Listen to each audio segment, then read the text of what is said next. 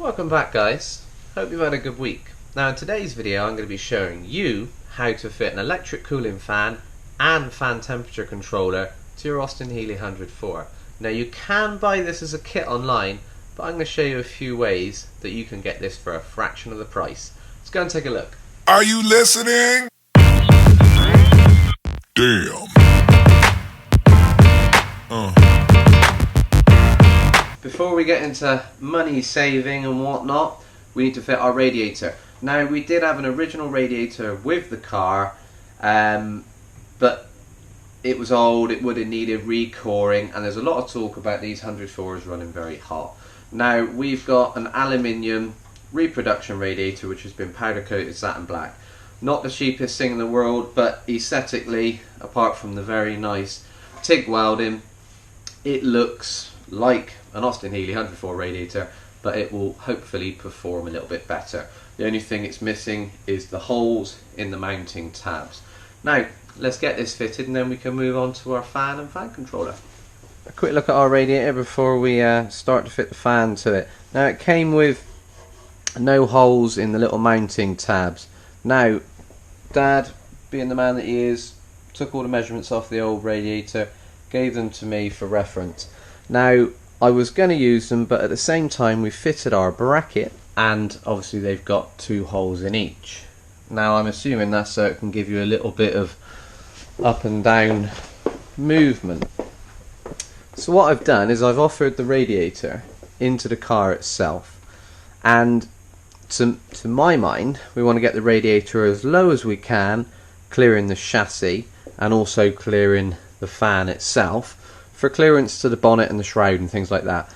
So I've dropped it into the car, and those holes there will give us the adjustment on the two slotted holes so we can go up and down accordingly. So what we'll do now is we'll just flip her over and then we're going to make some brackets for our electric fan. Right, this is where the money saving starts.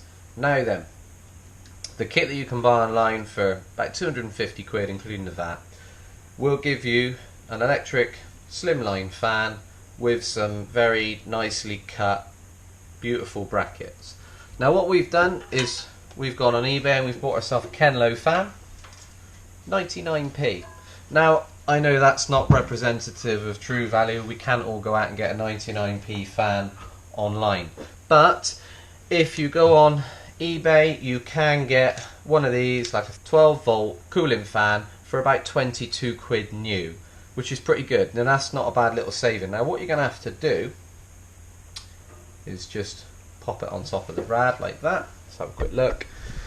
Now then, we are going to need to make some brackets.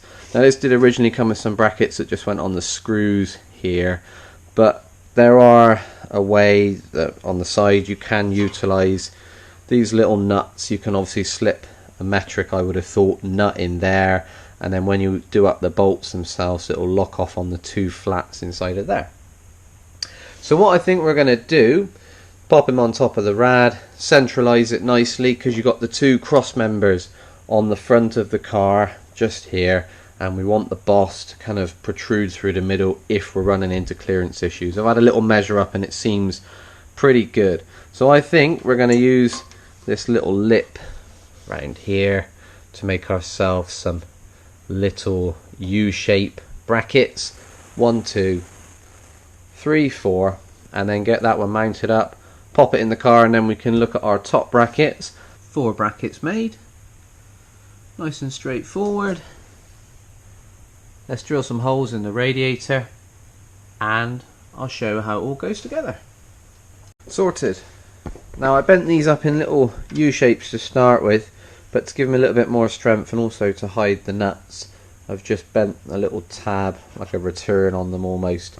I've only done it up finger tight. I think because these are going into the just a plain nut, I'll use a bit of retainer on those to stop them undoing, so we'll go spring washer and retainer, and the outer ones, because they're just clearance bolts, we'll go with washers and niglocks, because I'm very conscious that when this fires up, you know, there's going to be potentially a little bit of movement. But I mean, this is only finger tight, it's not done up, and you know, it's not going to go anywhere. It's going to be lovely, and it's sat nicely on the fins on the radiator.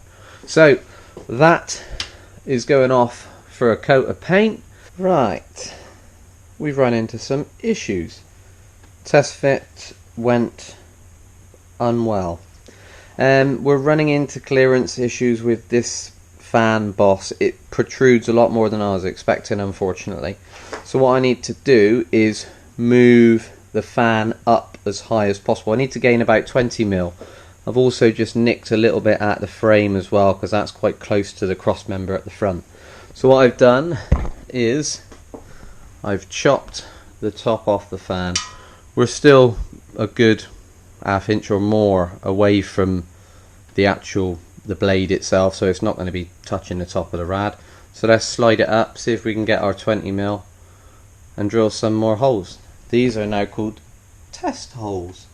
I'll also provide some measurements at the end of the size of the fan, so if you do want to go down this route, I can give you an idea of kind of, this is obviously the larger size of fan that you can get away with this vehicle. Let's offer it back in and drill some more permanent holes, and then plug up the test holes, obviously. Take 2. We're getting there. We're getting there. We are very, very close, but we've got clearance. We're good. It's just in on 2 random bolts for now, which is all good. Just pop round the back and oh dear, for want of a better word, oh dear. So obviously the radiator needs to come up. I suppose that's what you get for trying to keep it as low as possible. I now need to come up. So I think we're gonna drill some more holes, probably about, oh, I don't know, 20 mil down, which then means the fan will come up a little bit and probably want to go back to its original holes. But that means that these holes now become adjustment holes, almost like they should have been there. Well planned. Let's get it back out and drill some more holes. Damn. Take 3. What a relief. We are really good. We've got a lovely clearance to our chassis. Nice bit of clearance for the cable to come up through as well. And the fan is nice and close to our bracing. Good clearance on the bottom. Wish I never cut it, but you know, that's life. It probably could go back down to its bottom brackets, but in an ideal world it probably will stay where it is. And up the top, a good amount of clearance on our fan. Happy days. I've just popped in one of the brackets, just balanced it in there to centralize it where it will sit in the car, and it all looks really, really good. I think when the grill's on with all this painted black, I don't think you're really going to see it. Now, let me tell you a bit more about this brass bush. Reproduction, period correct looking, oil and water gauge. Now then, originally there was a male thread on the top of the radiator, and the file goes in the top of the radiator, and there's a little female thread on the end of here, and that will just go into the top of the rad. Now, however, our gauge decides to be different, so we've had a brass bush machined so that now we can tighten that into the bottom of there, and that will go on there lovely. Now then, Revotec inline fan controller, hopefully very accurate, and it also comes pre-wired, so it will run with the ignition key removed. So if you get any heat soak on a hot day, the fan will run on until it goes below a set temperature. You can set it between 70 degrees and 120 degrees. We're probably going to go somewhere in the region of 100, because obviously under pressure in the cooling system you raise the boiling point, so 100 isn't boiling point. You're looking in excess of 100, so you're going to kick the fan in about 100, maybe 105. Now then, money saving. Money wise, where are we at? £22 for a fan. Make yourself some brackets, paint them up, make them look lovely. That's not going to cost you a thing. Now then, this is the expensive part, the technology behind the whole operation. You can, if you're sensible and have a little research online, you can find these, including VAT, for as little as 71 quid. Now 71 quid plus your 22, in theory, you can get this kit for under 100 quid. Now considering there are 250 quid new for a complete bolt-on, takes you less than an hour if you've got the radiator out, kit, 100 maybe if you went for a slightly more expensive one. If you can't find a cheaper one, you're looking at 125, so that's a half price kit, and to me that's a good saving. That was well worth the couple of hours of faffing around. So I think now we're going to get the hoses put on, splice this one in, and then I think I'm going to paint that satin black as well, because that stands out like a sore thumb on a black hose, and we're trying to make things as we always do, as invisible as possible. So that'll be painted black, that will match the hose, and you'll never see it. Perfect. And also protect your engine, so it might get you out of a fix on a nice hot summer's day. Happy days. Let's go and get some brackets on. We've got our brackets fitted. Now originally they came with penny washers, so I've ordered some new penny washers, and they're all fitted, and it's lovely and strong and secure.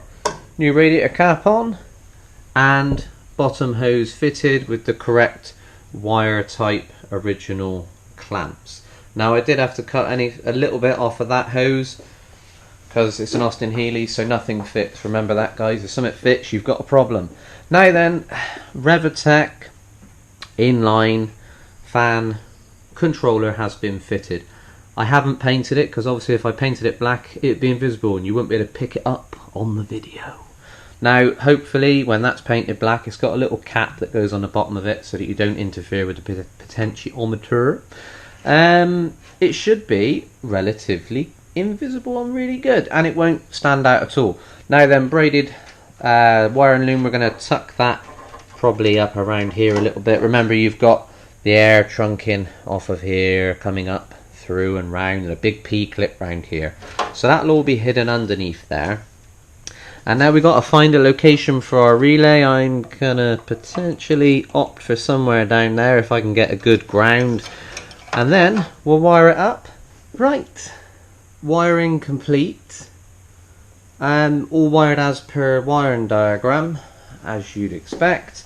Now the original loom is a kind of cloth braid, and this Revotec controller came with a kind of a nylon braid on, so I've gone online and I've bought myself some braid. I think I went for a 4mm braid to take a single cable or two very small cables, and I've mounted the relay just down off of the servo bracket. Like I say, this cable was originally the blue off of the loom, but now that it's braided, you know, I know it's not invisible. I've just used a little small loom clip and just piggybacked it underneath the original loom, and then round to the fan. Relatively straightforward. So obviously when you look through the grill, everything is as black as possible and as hidden away as possible. And obviously we're going to have the air trunking up and through here, so majority of this is going to be hidden and covered away, and the brown and the black power cables for the relay, I've taken them up and through, and then just drilled a hole in the bulkhead, because as we remember, guys, the bonnet's going to be around here, and the shroud comes to here, and the trunking's here, so you're not really going to see it, and as always, as invisible as possible. So there we go, guys. Stop right there. Before we get into all the exciting things we got coming up, I promised you a few measurements off this fan, didn't I? The impeller itself, 11 inches wide, and including the body of the fan itself, 12.5 inches. Carry on. Week draws to the close, and we've got the radiator, the electric fan, and the fan controller fitted and ready to go. Coming up for you in the next week or so, we've got the dashboard back from paint, the gauges are ready to go in, that can be fitted, wired up, and then we're extremely close to turning the key. When are we going to turn the key?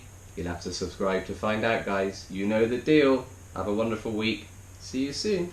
Take care.